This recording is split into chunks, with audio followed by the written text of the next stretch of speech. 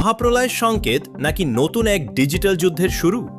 পৃথিবীর সবচেয়ে গুরুত্বপূর্ণ জলপথগুলোর একটি হরমুজ প্রণালীকে ঘিরে এবার সামনে আসছে এমন এক তথ্য যা শুনলে আপনি সত্যিই অবাক হয়ে যাবেন। এতদিন আমরা জানতাম এই পথ দিয়ে যায় বিশ্বের তেলে বড় অংশ, কিন্তু এখন জানা যাচ্ছে শুধু তেল নয়, পৃথিবীর ইন্টারনেটের বিশাল একটি অংশ এই পথের নিচ দিয়েই প্রবাহিত হচ্ছে।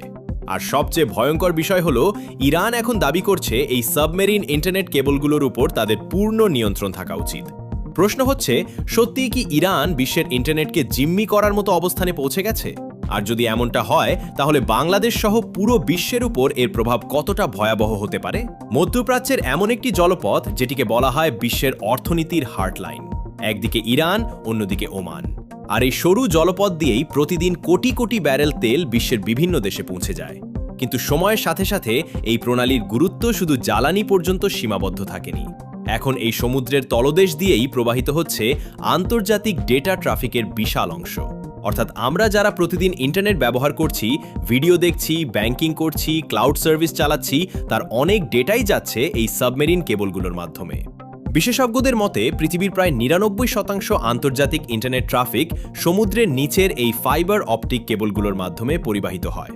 স্যাটেলাইট নয়, মূল ভরসা এই অদৃশ্য কেবল নেটওয়ার্ক। আর এখানেই তৈরি হয়েছে নতুন উত্তেজনা। সম্প্রতি ইরানের পক্ষ থেকে এমন একটি প্রস্তাব সামনে এসেছে যা নিয়ে পশ্চিমা বিশ্বে শুরু হয়েছে তীব্র উদ্বেগ। তেহরানের দাবি, হরমুজ প্রণালী দিয়ে যাওয়া সাবমেরিন কেবলগুলোর ব্যবস্থাপনা এখন থেকে ইরানের আইনের অধীনে পরিচালিত হওয়া উচিত। অর্থাৎ এই পথ দিয়ে কোনো ডেটা যাচ্ছে, কোনো কোম্পানি কেবল ব্যবহার করছে, এমনকি কেবল মেরামত বা রক্ষণাবেক্ষণ করতে হলেও ইরানের অনুমতি লাগতে পারে। ভাবুন একবার, বিশ্বের সবচেয়ে গুরুত্বপূর্ণ ইন্টারনেট রুটগুলোর একটি যদি কোনো একক রাষ্ট্রের নিয়ন্ত্রণে চলে যায়, তাহলে পরিস্থিতি কোথায় গিয়ে দাঁড়াতে পারে। এখানে আরেকটি গুরুত্বপূর্ণ বিষয় হচ্ছে ডিজিটাল টোল বা ইন্টারনেট কর। ইরান প্রস্তাব করেছে আন্তর্জাতিক কোম্পানিগুলোকে এই কেবল ব্যবহারের জন্য ফি দিতে হবে।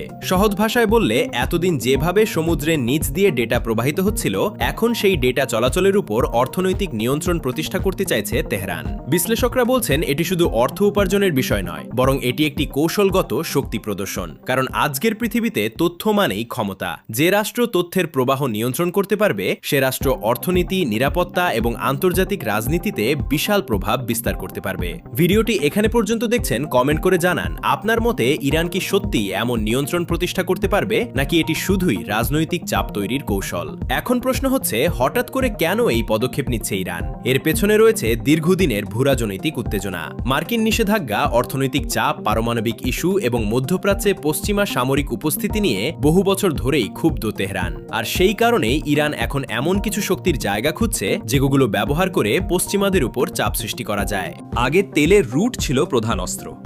হরমুজ প্রণালী বন্ধ করে দেওয়ার হুমকি বহুবার দিয়েছে ইরান। কিন্তু এখন বিশ্ব অর্থনীতি শুধু তেলের উপর নির্ভর করে না, ডিজিটাল অবকাঠামো সমান গুরুত্বপূর্ণ হয়ে উঠেছে। 1 সেকেন্ডের জন্য ইন্টারনেট বন্ধ হলে আজ ব্যাংকিং থেমে যায়, স্টক মার্কেট অস্থির হয়ে পড়ে, বিমান যোগাযোগ ব্যাহত হয়, এমনকি সামরিক যোগাযোগেও সমস্যা দেখা দিতে পারে। আর সেই কারণেই সাবমেরিন কেবল এখন নতুন যুগের কৌশলগত সম্পদ।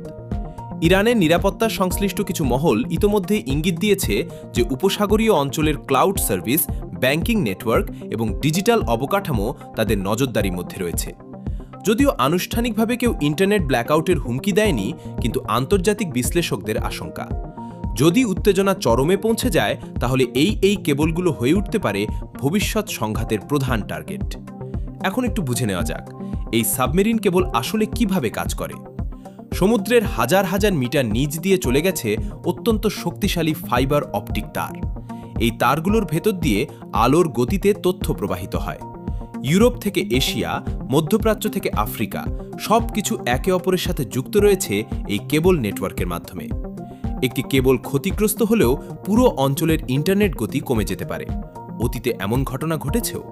ভূমিকম্প, জাহাজের নোঙর, এমনকি দুর্ঘটনাবশত কেবল কেটে যাওয়ার কারণে বহু দেশে ইন্টারনেট বিভ্রাট দেখা দিয়েছিল। কিন্তু এবার আশঙ্কা হচ্ছে ইচ্ছাকৃত নিয়ন্ত্রণের।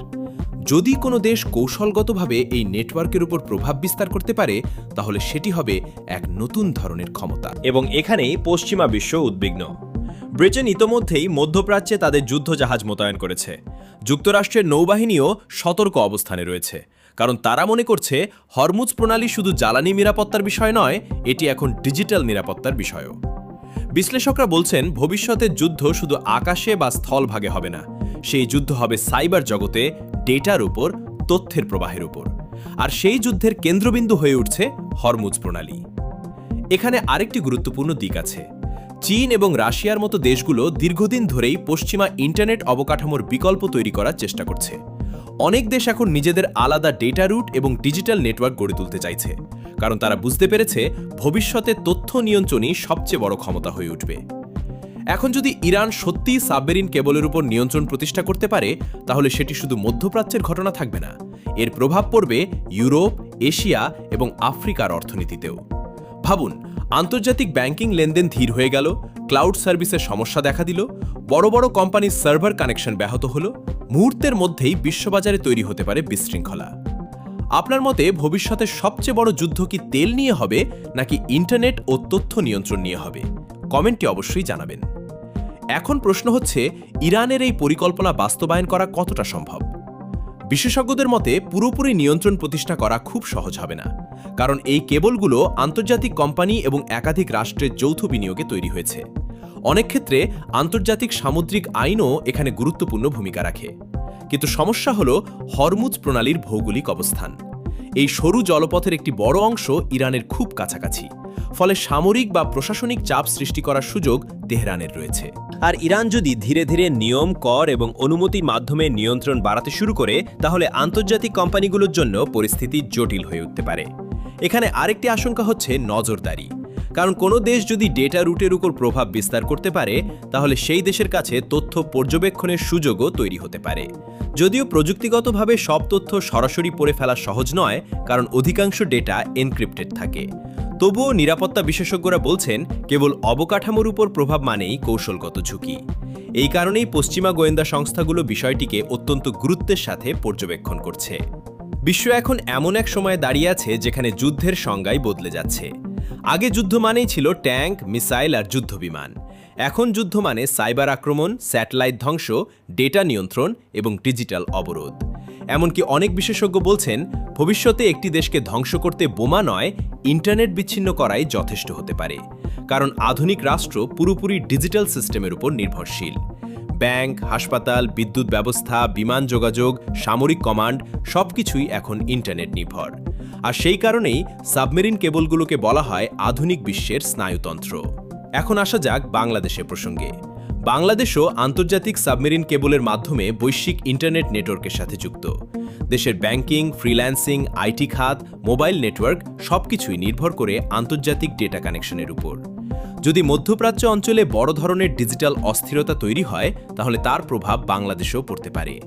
ইন্টারনেট গতি কমে যাওয়া, আন্তর্জাতিক সার্ভিসের সমস্যা, অনলাইন লেনদেনে বিলম্ব, এমন পরিস্থিতি তৈরি হওয়ার আশঙ্কা উড়িয়ে দিচ্ছেন না বিশেষজ্ঞরা। তবে এখনও পর্যন্ত ইরানের এই প্রস্তাব বাস্তবায়নের কোনো চূড়ান্ত সিদ্ধান্ত হয়নি। অনেক আন্তর্জাতিক প্রতিষ্ঠান বিষয়টি নিয়ে আলোচনা করছে, কিন্তু যেভাবে পরিস্থিতি এগোচ্ছে তাতে স্পষ্ট যে ভবিষ্যতের ভূরাজনীতিতে ডিজিটাল অবকাঠামো একটি বড় যুদ্ধক্ষেত্রে পরিণত হতে যাচ্ছে এবং হরমুজ প্রণালী সেই সংঘাতের অন্যতম কেন্দ্রবিন্দু হতে পারে। একদিকে ইরানের সার্বভৌমত্বের দাবি, অন্যদিকে পশ্চিমাদের নিরাপত্তা উদ্বেগ। সব মিলিয়ে পরিস্থিতি অত্যন্ত সংবেদনশীল। অনেকে মনে করছেন এটি হয়তো শুধু চাপ তৈরির কৌশল, আবার কেউ কেউ বলছেন এটি ভবিষ্যতের ডিজিটাল শক্তির লড়াইয়ের শুরু। তবে একটি বিষয় নিশ্চিত, পৃথিবী দ্রুত বদলে যাচ্ছে। তেলের পর এবার তথ্যই হয়ে উঠছে সবচেয়ে মূল্যবান সম্পদ। আর যে রাষ্ট্র তথ্যের প্রবাহ নিয়ন্ত্রণ করবে, ভবিষ্যতের বিশ্ব রাজনীতিতে তার প্রভাবই সবচেয়ে বেশি হবে। শেষ করার আগে আপনাদের কাছে একটি প্রশ্ন রেখে যেতে চাই। যদি কোনোদিন বিশ্বজুড়ে বড় ধরনের ইন্টারনেট ব্ল্যাকআউট তৈরি হয়, তাহলে সবচেয়ে বেশি ক্ষতিগ্রস্ত হবে কোন খাত? ব্যাংকিং, সামরিক যোগাযোগ নাকি সাধারণ মানুষের দৈনন্দিন জীবন? আপনার মতামত কমেন্টে লিখুন, আমরা সব মন্তব্য পড়ি। ভিডিওটি ভালো লাগে অবশ্যই লাইক দিন এবং শেয়ার করুন, যাতে আরও মানুষ এই গুরুত্বপূর্ণ বিষয়টি জানতে পারে। আর আন্তর্জাতিক রাজনীতি, যুদ্ধ পরিস্থিতি এবং ভূরাজনৈতিক বিশ্লেষণের এমন আপডেট পেতে সাবস্ক্রাইব করে সাথে থাকুন বিডি নিউজ রাডারের সঙ্গে। আমি আবারও আসছি নতুন কোনো গুরুত্বপূর্ণ আন্তর্জাতিক ইস্যু নিয়ে। ততক্ষণ পর্যন্ত ভালো থাকুন, সচেতন থাকুন।